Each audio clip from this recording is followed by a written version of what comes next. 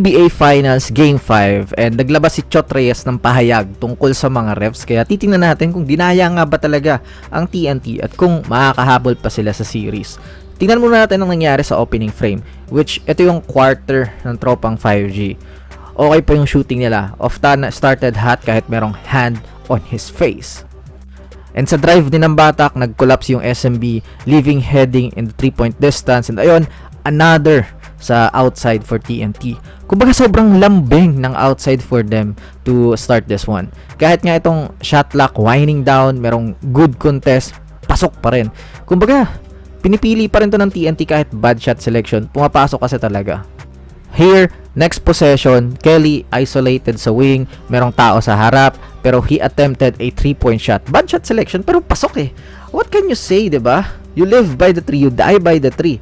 Here, ng Batak, playing the screen, stop and pop sa mid-range. Tough shot, pero pasok. Here, another attack by ng Batak and gets another 2 points using the glass.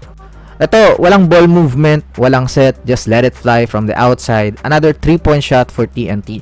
Tapos, Kelly Williams, again, kahit merong close out, pasok na naman. As in, mapapawaw ka na lang din talaga eh. Pero hanggang saan sila dadalhin ng kanilang pagiging in love sa 3-point shot? Will it grow their lead? Or something will happen? So SMB naman, they stayed composed and nagtiwala sa kanilang bench players na walang Junmar sa loob. Just pure hustle from Brunjal and shot making galing kay Chris Rosales.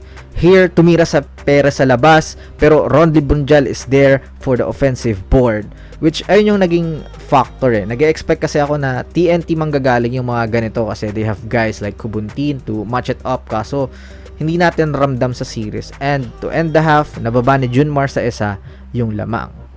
And dito naman natin tingnan sa third quarter kung dinaya ba talaga ang TNT. So ito, patuloy pa rin yung TNT to take this kind of shots. Nagmimintes, tapos eagerness nila to foul is hindi mapigilan.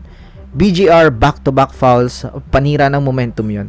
And here, nakita ni Ray si Junmar, tapos si Brunjal nandun. Pero he takes it all the way. Mintes naman. Ang masakit pa, sa kabilang banda, tumira ng tres si Laster. Wala na kayong magagawa dyan kapag uminit. Siguro, ito lang yung tawag na hindi ako nag-agree. Yung sinambatak pa ang foul kahit si Chris Ross yung nag-dive sa katawan niya. Tinawagan si Ray ng loose ball foul and I don't see the reason why. Kahit sa replay yung paghahawak ni Ray sa legs ni Ross is nakapito naman na yun eh. Kumbaga, pumito lang siguro nang walang verdict. Tas nung nag-react si ng Batak, ayun, siya yung loose ball foul. Pero, one possession doesn't define the whole collapse of TNT. Masyado silang nagpa-apekto sa init. Hinahamon ni Ray si Ross ng banggaan. Matalino si Ross. Hindi naman lalaban yan eh. Mag-i-initiate, oo. Pero, never yung makikita ng refs. Tsaka, may mga bawi naman yung calls for TNT eh. Kahit sa head coach challenge, panalo naman si Coach Shot. So, there's another reason kung bakit nag-collapse yung TNT. Yung pagiging pikon ni Eram, wala naman siya sa gilas ngayon, so balik enemy mode ulit. Tinulak si Brunjal na unnecessary na, ayun, technical foul.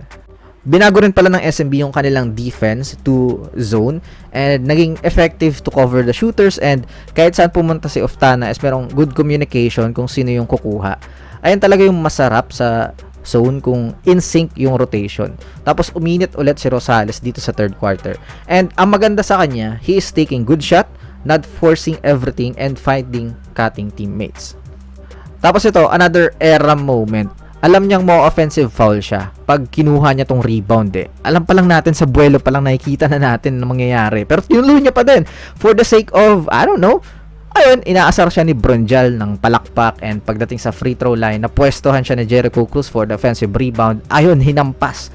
Another pick-on moment from him. Ayun talaga. And after that, feel ko sira na talaga yung TNT. They cannot come back anymore sa larong to. GG, panalo ang SMB. 3-2 na ang series. Isa na lang.